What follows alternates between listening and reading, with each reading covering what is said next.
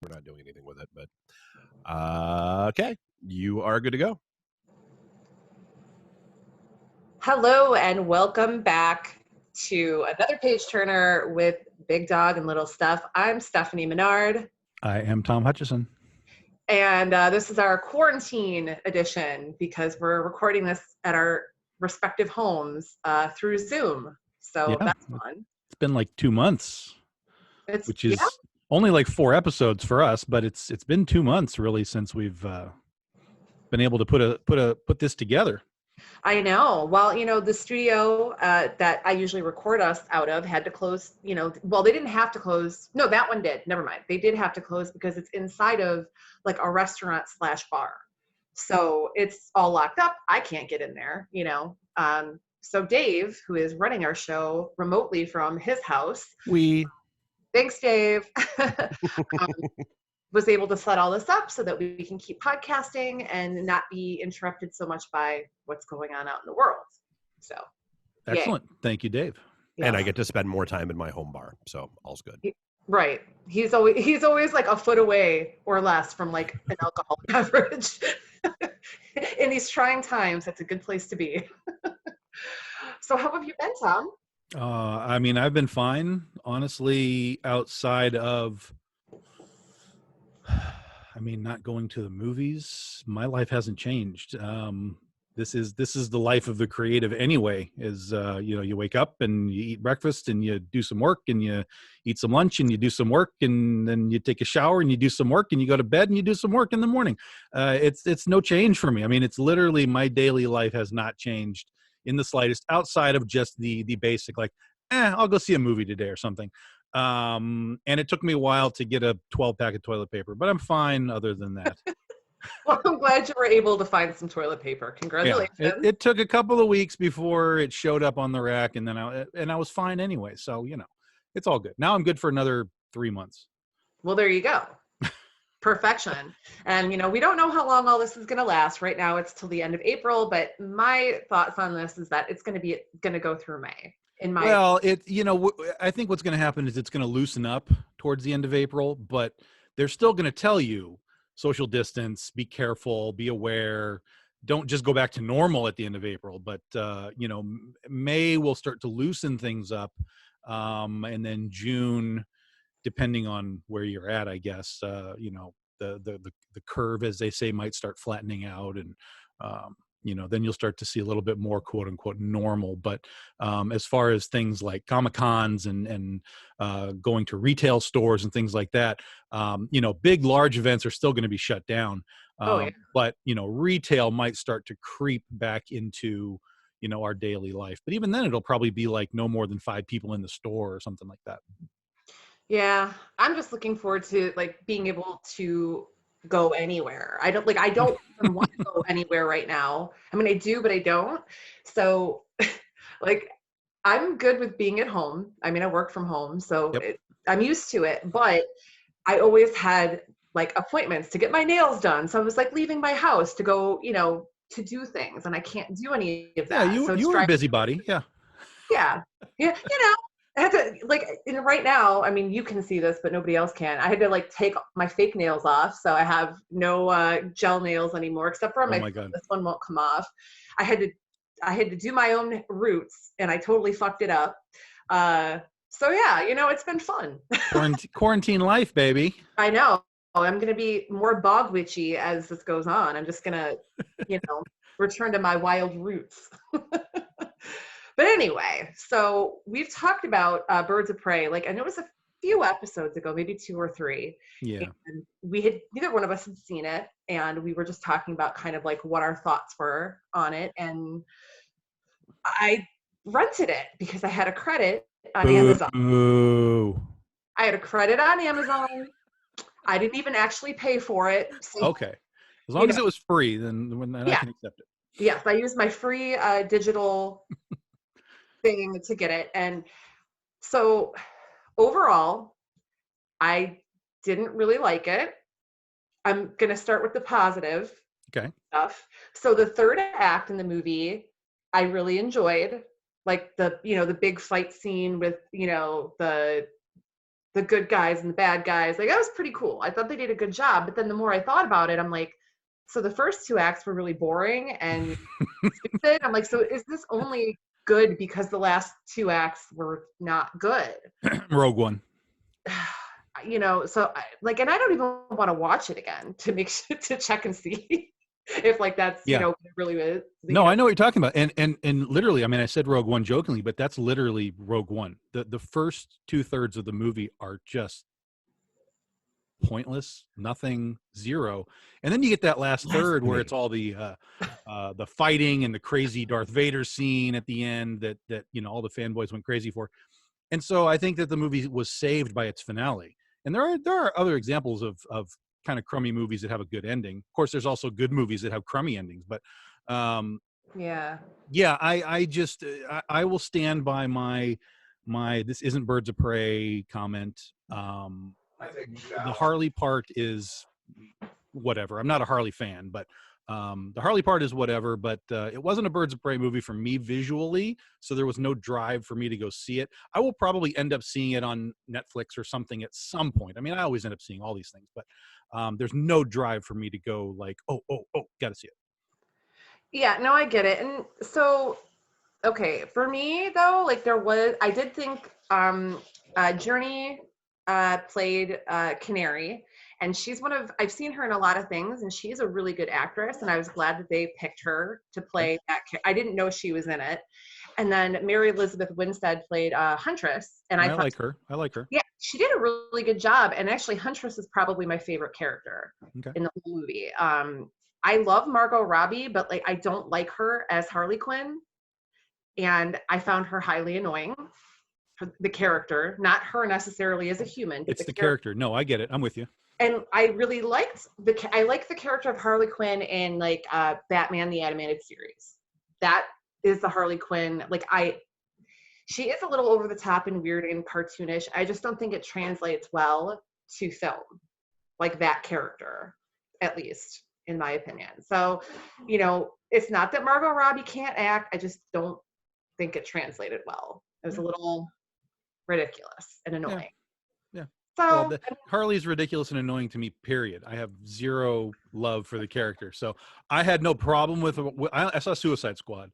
And so, you know, I thought she's fine. This is Harley. It's fine. But I wasn't blown away by Suicide Squad either. So, you know. Yeah. But I'm also that jaded old guy who just, you know, wants to see something new. And I'm not getting anything new at this point. So I'm just kind of on the outskirts of all this movie stuff. Here's what's crazy. We'll stay in the Batman universe is all of this Batman stuff that we're seeing, the Pattinson Batman stuff, virtually every single announcement for Batman when they started casting and all this stuff, right through to the pictures that they're showing. I am so 100% not interested in this movie. Like I am so 1,000%. I can't find a reason to care about another incarnation of Batman. I don't know why anyone cares at this point. I mean, we've done 3 or 4 different versions of this guy. Can we do something else? And thank God Wonder Woman, thank God Aquaman, thank God something's happening. But DC even really at this point has said, you know, let's go back to Batman because there's no rush on Aquaman 2. There's no rush on The Flash. There's no rush on anything else they're doing besides let's do Batman again. And I'm just done with it. I'm out. Peace out, y'all. We've had enough Batman. Yeah, have fun with that. But it does nothing for me. The casting choices, the visual look. It's, no, I'm done. I'm out. Yeah, I mean, I just get. It's kind of stupid to keep just redoing the same character and trying it's like they're trying to get it right, and so they keep trying and trying. And I'm like, I thought Michael Keaton was great. I thought the original movies were great. I enjoyed them. They were fun. Well, and you're talking about a movie there that's, 30 years old now or something. So, I mean, I understand that over time you kind of have to do a reset, but you had, with the first 4 movies, you had 3 different Batmen. So right there you had weird, casting issues there. And then you came back with the Bale stuff, which was significantly enough time away that you could say, okay, let's do a reboot, let's do a thing. And Right. they did a trilogy there, which was I enjoyed those movies. Highly mixed for me, highly mixed. I loved the first one. Yeah. The second one I think is overhyped, and the third one I thought was a disaster. But then when we went to Affleck was designed to be part of this larger scale universe for the first time. And I was like, all right, well, give me another Batman. Let's see how this one goes. Because he's interacting with Superman and Wonder Woman and doing all that. Right. And he was fine. I mean, I don't really have anything against Affleck, but that was 3 movies and we're done. And now we're on to another, not even part of this universe anymore. It's just, let's tell another origin-ish story and whatever. So I'm just, DC has lost me completely. Outside of Wonder Woman, there's nothing that I would care to see. I feel that. I mean, I'm glad that I watched Birds of Prey because I don't like talking crap about a movie and then not seeing it and actually, because sometimes I'm wrong. Sometimes like the perception that I have of it, and sometimes it's not accurate. I watch something and I'm like, oh, it's actually really good. So I was hoping I was wrong, but I wasn't. In my opinion, I wasn't wrong. Yeah. Well, and my crap talk on it wasn't a crap talk about the movie. It was basically about the trailer. This is where I came out with our last segment. It was like, you guys made a crappy trailer and I don't want to see your movie. And then all of a sudden it was like, well, you're just a man and you're just trying to hold women. I'm like, no, you made a crappy trailer and I don't want to see your movie. That's it. You made a Birds of Prey trailer that doesn't look like Birds of Prey, and I don't want to see your movie. That's it. It may be good, it may be bad. It got very mixed reviews. I've heard a lot of people who loved it, and they were kind of the people that would accept alternate versions more and that kind of thing. They didn't really know what Birds of Prey were, so it didn't mean anything to them. But for me, it's not Huntress, it's not Black Canary, there's no Batgirl, there's no Oracle, it's not Birds of Prey. I'm just not interested. Sorry. So that was my whole thing. So again, I might watch the movie and enjoy it, or I might be like you, where you were kind of cautious anyway and you still didn't like it. I'm just not rushing out to see it. Yeah, no, I understand that 100%. I just, we're in lockdown, so bored. Yeah. Like, I got to find stuff to watch. So. I'm watching last year Criterion. For those that don't know, they're a company that does all kinds of cool Blu-ray stuff with lots of extras and things that they consider masterpieces for the most part in one way, shape, or form. Which is weird because they did Armageddon. So somehow Armageddon has been elevated through Criterion, but that's okay. But they put out a huge Godzilla box set last year with all of the original 60s and 70s stuff on Blu-ray, in many cases for the first time, and all kinds of extras. So I've just been kind of tinkering through that. And a couple nights ago, I was watching the last of the series. It's called Terror of Mechagodzilla. And as I was watching it, I realized that what I was watching was the actual full 100% Japanese cut, complete with the boob scene at the end. And I was like, no way. So, shout out to Criterion for going all the way in and even including those crazy, crazy scenes that no one has ever seen before outside of the Japan market from back in the day. So that's been my fun thing for me, is just kind of bouncing through the collection. Because I stream, of course, but I'm a very physical media guy. So I have a huge Blu-ray collection that I'm just kind of walking my way through. And in fact, I did watch Batman Begins not long ago, which I think it still holds up. I think that it does too, in my opinion. Again, my opinion. I got to always stress that. In my opinion. In my opinion, that should be your opinion, and I'm going to make it your opinion. Right? Yeah.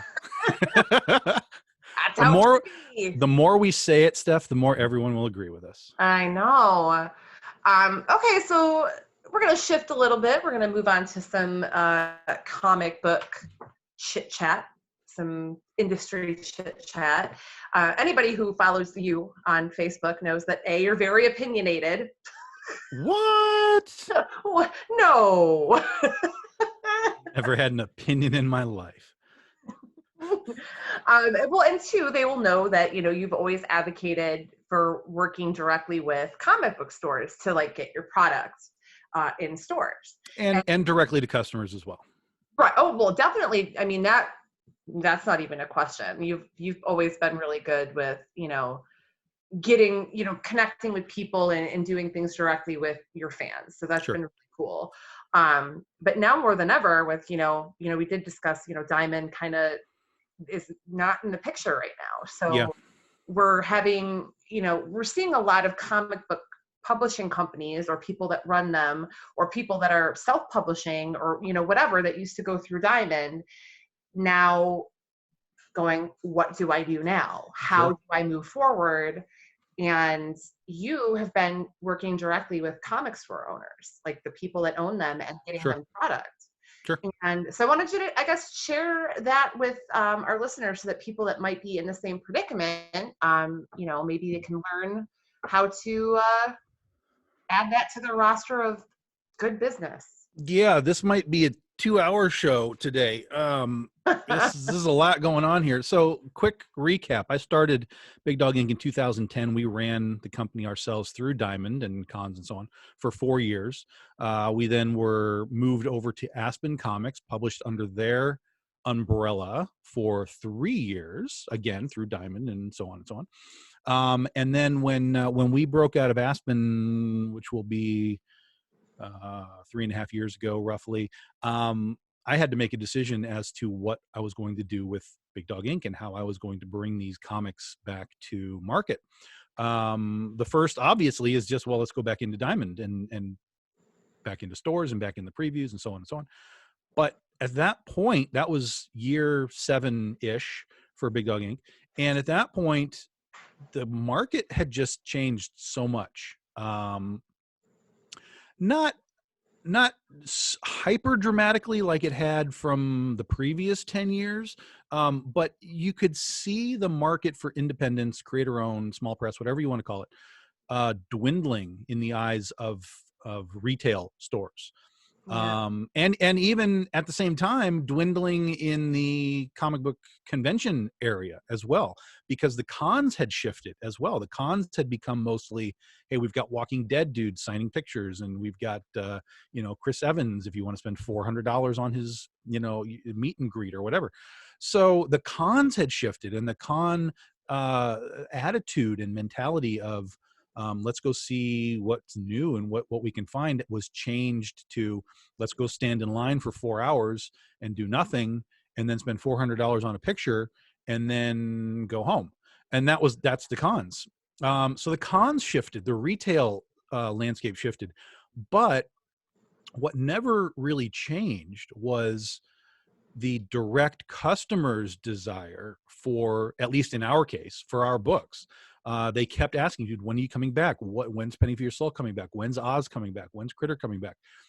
And I was like, well, I have to figure out how to do this. And so we decided, instead of going into Diamond and back into retail stores, we decided to just relaunch ourselves through Kickstarter.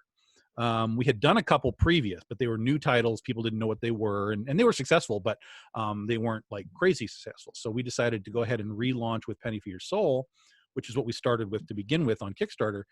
And it was super successful. It did really well. And I was like, okay, this is going to be how we're going to sort of reimagine Big Dog Inc. As opposed to me to Diamond to a retailer to a fan, it's going to be me to a fan, and that's it. And there's really almost no reason to do it any other way. Now, of course, remember, we had 7 years of building a fan base. So this isn't something that someone can just step out of their house with their first issue and suddenly be poof, hey, I'm doing 20,000 on Kickstarter. Can it happen? Sure, but it's unlikely. We succeeded because we had 7 years of fan building. From there, I went back and started working with Jesse James Comics out in Arizona, a big retailer out there who had been a supporter of ours for many years, supporter of indie comics in general for many years. I mean, this guy did things like you would never believe. There's stores out there that'll be like, I can't sell more than 10 copies of this indie book. Jesse will sell 900 of them. Why? Because he supports indies in general. Number two, because he gets involved with them. I remember when Paper Girls came out, the Brian Vaughan book, Paper Girls came out. I love Paper Girls. He bought 1,000 copies of Paper Girls, laid them all out on a big old table. So it was just this yellow table. You know, if you guys remember, the first cover was yellow, and Yeah. he was taking pictures with like a paper boy, you know, sash that they would run around and deliver papers. He was taking pictures, waving this stuff around. I mean, he got behind everything. He told his customers, you should buy this. And I'm like, I watch other retail stores and I'm like, you buy 10 copies and put it on the shelf and then sit behind the counter and watch Doctor Who. That's how you sell comics. And that's not how you sell comics. And that was the part that was frustrating me. Now, obviously, Jesse is an exception to the rule. Not every store does that. Some stores do it differently, but there are still stores that sell independent comics in large quantities. And so whenever I talk to a store and I'm like, you could buy like 5 copies, put it on the shelf. They're like, dude, I can't even sell 2. We buy one of these because somebody asks for it in the store. And I'm like, well, then buy 2.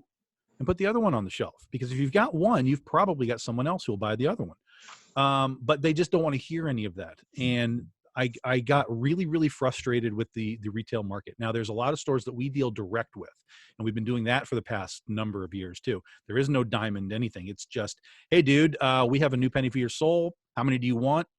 15. Great. Here they come out the door to you wholesale. Throw them on the shelf. Done. We'll let you know when the next issue's out. And they sell them. They sell the trades. Some of them sell the variants, depending on markets. Obviously, variants are a different type of selling market. So we deal direct with a whole bunch. And during this Corona time, we've been sending care packages out to retail stores just free on my dime. Here's like $200 or $300 worth of books. Go sell them. Do whatever you want with them. Give them away. Sell them for $1. It's my dime. I even paid for the shipping. And Look at you. yeah, and we've got a pretty good response from the people that got them. But even in that case, and not to shame anybody, even in that situation, we really only got a couple of thank yous of like, hey, thanks for this. This was great. You shipped it priority. We appreciate it. It's going out. So even the 40 or so stores that got them, you got maybe, I don't know, 25%, thanks. So Right. the retail side is difficult for these guys, and I get it. Trust me, I did retail long before I did comic book creating. I've been running, managing, owning stores for decades, and so I get it. But I also know, by traveling around the country and visiting all these stores, which I did when we were starting up, that retail isn't done right in comic book stores for the most part. But again, you're talking about 2,000 stores. There's a lot that are just kind of open to be open, and there's a bunch that try and do it. Maximum J in Vegas has 3 stores, and they pound it out there. Alternate Reality in Vegas is another great store that has indies and so on. If you guys are in Vegas, go to Alternate Reality. Oh my God, you will love it. So there's great stores, and then there's the majority that are just kind of winging it. And those are the guys that are going to be struggling right now. Yeah. And it's been hard too, because the comic book shops, they're either closed and only Yeah. selling online, or like for a while, Comics and More here in Madison Heights, they were doing curbside. So you could Yep. like call in your order, and Chris Brown, the owner, would, bring your stuff to you, so you didn't even have to get out of your car, which I thought was really cool. And it was, Yeah. trying to facilitate sales, but also, doing right by the customers too. Yep. And I thought that was really cool.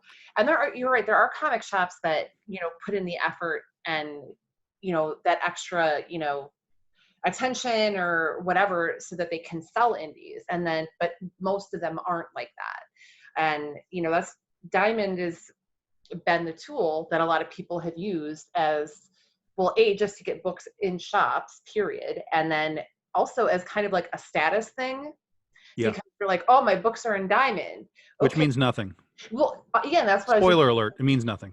It just means that somebody could order it if they wanted to. It doesn't mean they're going to. Right. And so that, when I first started, that was a goal for me, was to get into Diamond, because I thought, okay, well, if I'm doing well enough and I'm with the publisher and I get into Diamond, then it'll be, easier for me to get more people to read my stuff, because I can say, order it from your comic shop with this code, blah, Yes. blah, blah, which, Yes. I mean, that's a great tool, but Yes. I like, working more directly with people. And that's kind of how I've been doing it as well. Not on the level that you are, but definitely, like, you're up here, I'm probably down here. But that's, Yeah, but then when you look at where I am with the rest of the industry, I'm still down there with you too. We're all at the bottom. You know, you're not talking to two people here. You're not listening to two people here on this podcast who are, you know, buying yachts from selling their comics. But you know, we are finding our way to be successful and make some aspect of profit to help pay our bills, and you know, so on and so forth. But yeah, Diamond doesn't, and I this is another frustrating thing. I talk to creators all the time. They're like, "Oh yeah, man, I can't wait till I can get my book in Diamond." I'm like, "Why? How many units do you think you're selling, and how much money do you think you're making from those units? Because if you're selling it for $4 a book, you might be getting $2 a book. You're going to sell 10,000 units? No. I mean, even in the old days, there used to be a thing called the Diamond Top 300. And it was basically a charting of the top 300 books sold at wholesale. Let me say that again: sold at wholesale, not actual sales in retail stores. Sold at wholesale. This is something that people miss in a lot of cases. It was the Diamond Top 300. Over the past few years, the Diamond Top 300 just became dominated for the most part by Marvel, DC, Image, Dark Horse, and so on. So in order to actually get some of these other companies some traction, I don't know, it was expanded to the Diamond Top 500. And in the Diamond Top 500, now you're seeing companies like Scout Comics, Vault, Source Point Press, I don't know, Big Dog Inc. would be in there if we were in Diamond, that kind of thing. But you had to go down to the top 500 to find those companies because the units that those companies sell through Diamond are so small. Now it never hurts to sell a couple thousand units, but you have to almost treat that as a marketing expense because there's no profit for you to have there. So the mentality of what Diamond is has to change at least from a small press, independent, creator owned person trying to get into Diamond, because you're never going to sell more than maybe 3,000 units. And, you know, basically just do the math and you'll see how difficult it is to make that work. So Diamond should never be your goal per se. It should just be part of your plan, and your plan should be Diamond and cons and whatever else you want it to be. But it should also include what is happening right now. And what I've been doing for the past year, almost year and a half, plus in some other methods, which is direct selling. That is your website online, and that is turning your camera on and saying, "Hey, fan base, we've got some comics for you. Who wants to buy some comics?" And 3 years ago, I guess, for Jesse, he started this thing called the Comic Book Shopping Network. And we've talked a little bit about this on the show here, which is basically a group of about 20 odd retailers, couple of publishers, myself, Coffin Comics. And every single day, almost perpetually from about 10 in the morning till 2, 3 in the morning, somebody's on there selling comics, and it rotates through all the different publishers and retailers. I only do one show a week. I do it Wednesday nights. So it'll be tonight, 10 Eastern time. And we do 2 hours, and we have a great group of people that come in all the time, talk comics, talk Big Dog. They get, you know, sort of behind the scenes access to what we're doing as far as revealing new characters and, you know, our Kickstarters and stuff.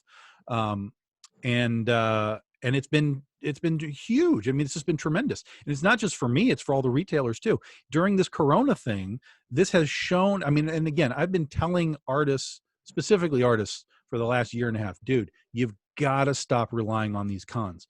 You can't be paying $400 for a table, $400 for your travel, $400 for your hotel or whatever it is, and chasing money. Now, if cons are giving you comp tables and stuff, awesome. You know, if you're getting some sort of kickback, you know, obviously that's a different thing. We do shows when people give us booths. We're like, yeah, dude, we'll take care of the travel. If the booth is free, we'll do the rest. That's great.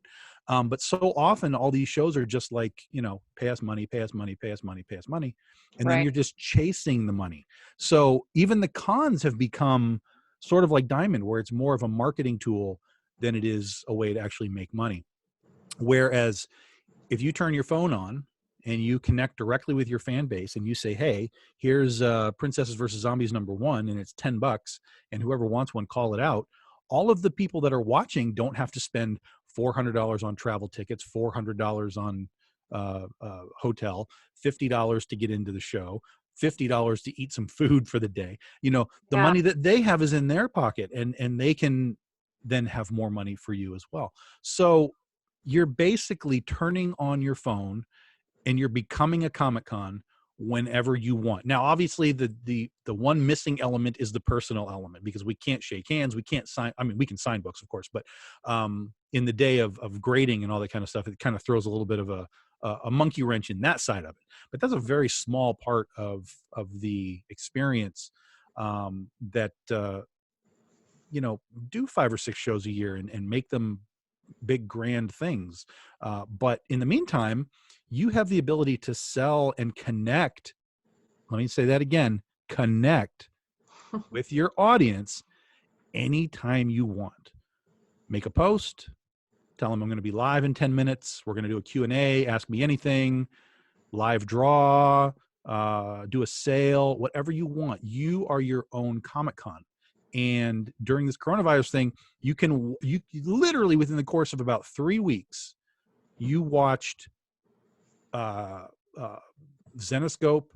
God, I'm not going to be able to do this. But all Zenoscope, all kinds of artists, publishers, all of a sudden they were like, oh yeah, we have to like sell our stuff, especially when Emerald City went down, because everybody had Emerald City exclusives. That was the big one. Yeah. Yeah. And so all of a sudden everybody was online going, hey, here's our Emerald City Comic-Con exclusives. Let's sell them to you guys, even though we weren't at the show. Guess what? They sold the books without being at the show.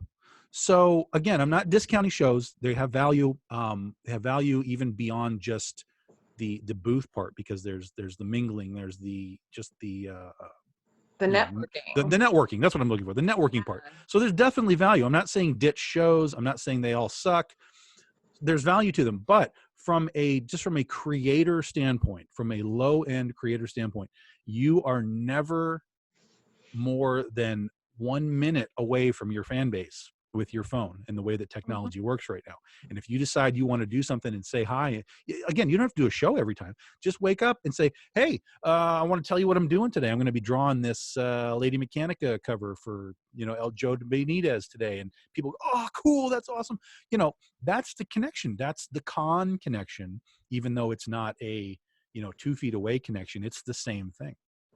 Right. And I mean, right now we're seeing a lot of people doing like what we're doing right now, using Zoom, but like doing like group chats where they're putting them on Facebook so people can watch like these basically virtual panels. Yep. And people are getting really creative. And the last show that we did, I know we talked about, doing marketing online and selling directly to, selling directly to people through Facebook and other tools. But yeah, right now, I mean, a lot of people are utilizing this, even people that don't necessarily aren't really trying to sell anything, just because they're bored. And they're like, hey, I'm going to go on and I'm going to draw, a sketch cover of, whatever. There's that, everybody's doing that pick 6 characters or whatever for a quick sketch, which I thought was really cool. So it's a way to engage with people that like your work without even necessarily selling, but you're still connecting with them. Correct. Yeah. And people love that stuff. Absolutely. I've been watching some live drawing. I mean, I can't sit there for a full hour and watch it, but I'll watch for a few minutes and say, hey, and check in and see how, what's going on. And, unfortunately, because I'm a writer, nobody wants to watch me live. I know, right? You and I have to figure out how to live write. Yeah. I don't really know. Because I can come on and be like, hey, here's my face, and I can tell you about what I'm doing, but all of the little that's nobody cares. Nobody cares. But so I'm trying to support my artist friends and my by logging in and checking out what they're all doing, because it's tough times out there, but I think that people are starting to adapt. I think it's taken a little while. This has been going on now for about a month. Yeah. And so I think people are finally kind of getting into the shift that's happened. I'm telling you now, there is no normal that's going to return. I'm telling you this right now. Normal that you knew is not coming back, at least not to the level that it was. When we come out of this, people are going to realize, wait a minute, why am I spending $2,000 to go to this con when I made $2,000 the last time I made an online sale, and it didn't cost me any money to get there or do anything. Like, it's all changing. How dramatic it's going to change, we have to wait and see. But one of the things, like that 6 challenge thing that you were talking about, this brings me back to something else I've been telling artists, because this is your opportunity. You have a huge captive audience right now. Every time I'm watching these guys draw, I'm just seeing the same thing. Oh my God, there's another Batman, there's another Wonder Woman, there's another Harley Quinn, there's another. Holy God, is this boring? Now, granted, I get it that people are paying you to do it. Hey, draw me Wonder Woman. I'll give you $50. Done. I get it. Do it, man. Draw that Wonder Woman for them. But what I'm telling these artists is, in the middle of these things, as you're saying, hey, you know what? I'm drawing this Wonder Woman commission for somebody. Oh yeah, but by the way, here's something that I'm working on for me, and it's my own character, and it's my own story, and she's this, and she's that, and she does this, and she does that. Intermix this stuff with your own creations, because you have people watching you now who are going to go, dude, what is that? Tell me more about that. And when you come out of this on the other end, not only will you have made your Wonder Woman money, but you will have people asking, dude, what about that thing you showed me? What about that character you showed me? What about that story you were talking about? Is that happening? You have the ability to build yourself right now while everybody's watching. And the longer you sit there and draw someone else's characters, the less time you're generating for yourself to build yourself into whatever's next. Todd McFarlane just made $1 million in 3 days on his Spawn toy. You are not ever going to get $1 million on your toy unless you have a character of your own, because you can draw Wonder Woman all day long, but DC's making that Wonder Woman money. You're not. But if you can make something to throw on Kickstarter that 10,000 people are like, damn, that's cool, you can make your $1 million, but only when it's yours, not when it's somebody else's. So we've kind of deviated out of the whole selling thing and into creating, but it all goes together right now. Create, show. But while you're doing all of this stuff to pay your bills, and you've drawn Batman for the 800th time in March, throw a few pictures of your own stuff in there, and talk to the people that are watching you draw Batman. Yeah, I'm drawing Batman, but I had this idea for a dude who was like an Amish guy, and he's like an Amish superhero, whatever. I don't care what it is. Just talk about it. Superhero. Amish superhero, right? I like it. Trademark Tom Hutchison. Damn it. Gotcha. But while you're butter, and that's how he gets super strong. It's the butter churn. Yeah. So while you're drawing Batman, talk about what you're doing. Talk about, when I'm done with this Batman, I'm going to draw something else. I'm going to work on this design. I'm going to work on this story, whatever. Tell your fans that you're doing something of your own, and you can level yourself up out of this, when we're back to quote unquote normal. Right. And, we don't know exactly what it's all going to look like. I mean, I think a lot of things are going to be different. This is kind of an unprecedented time. There's a lot of, there's just a lot going on, and we're kind of seeing shifts in a lot of things. And, hopefully we go back to some balance of normal, or semblance, however you want to pronounce it. But I think it's going to be interesting to see how all of this plays out. And I think the point is that you need to put yourself in a position to take care of yourself first. Yeah. And if everything that you do relies on somebody else, whether it's retail store, Diamond, whether it's just Comic-Cons, now you can see how things can go south in a hurry. Now, obviously, this is an extreme thing that's happened, right? Of course, but cons have just died out in the past too. They've just disappeared. Costs on cons have increased. So there's all kinds of things that can throw off what you're doing when you're relying on somebody else. But if you're just relying on yourself, if you're just coming in and saying, I'm going to make this thing, we're going to take it to market on our own, whether it's Kickstarter or Indiegogo or whatever you want to do, you have more control. The more control that you can have over what you're doing and producing and putting out on the market, the better off you'll be in the end. Again, I'm not discounting comic book stores. I know tons of comic book store owners. I love them. They love me. I love going to stores. We have a local one in town. It's a very tiny one, but I like going to it. I'm not discounting cons, but you can't put your eggs in Don't put all your eggs in one basket. not even 2 baskets. Maybe 12 baskets. Yes, at least 10 baskets. At least 10 baskets. Well, I mean, and here's something else to keep in mind with the whole Comic-Con thing. I mean, let's be real. The vast majority of Comic-Cons are no longer about comics.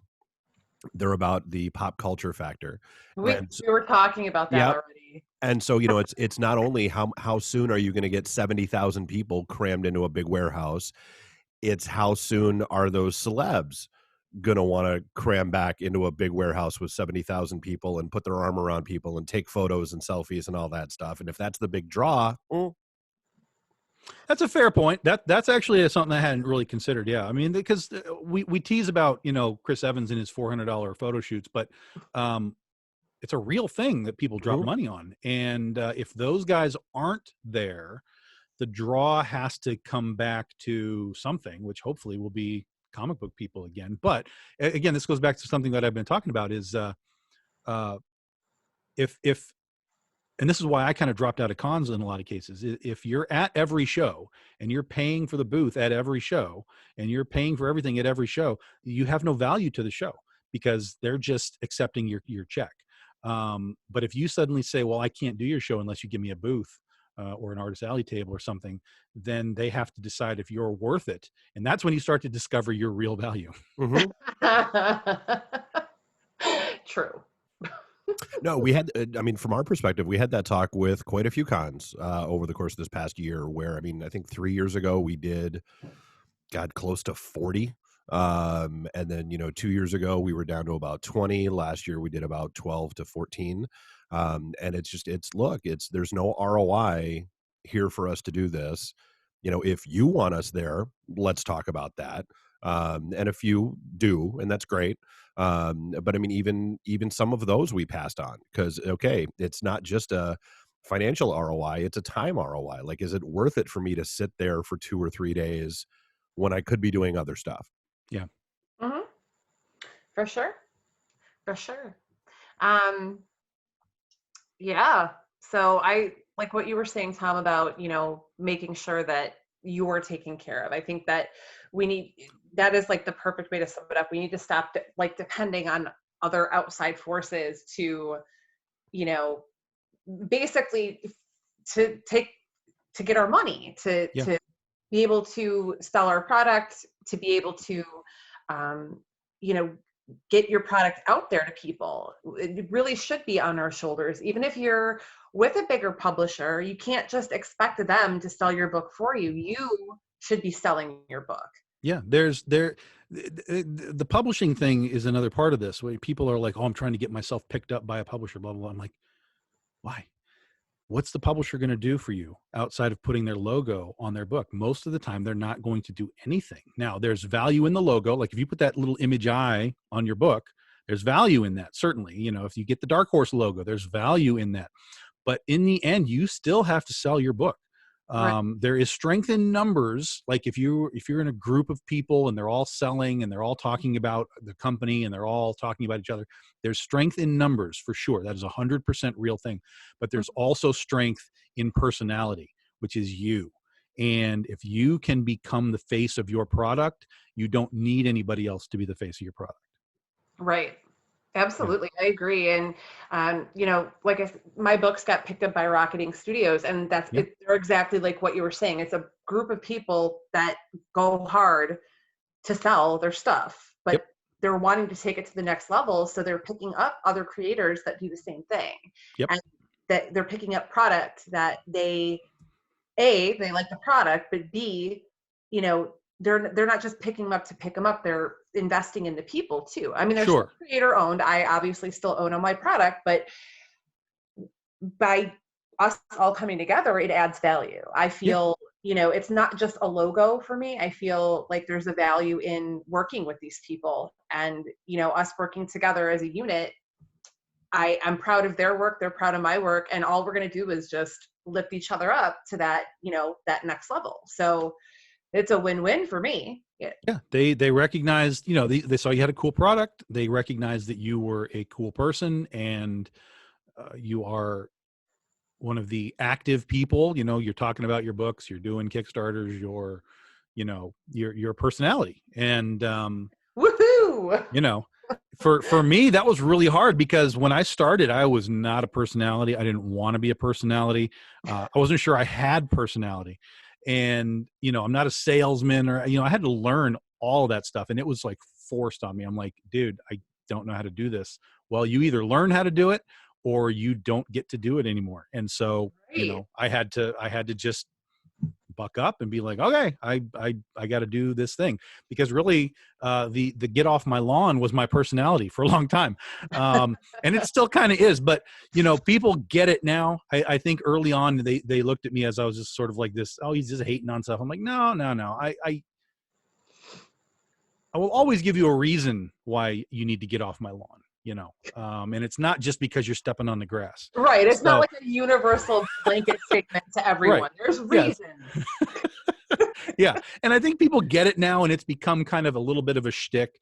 But I just take it and I run with it, and people kind of get me now, because especially now that I've been on video for so many times. I mean, I did last year, we did 35 live shows, sales shows, and that doesn't include anything that we did from cons or just, general jump-ons or Kickstarter videos or anything.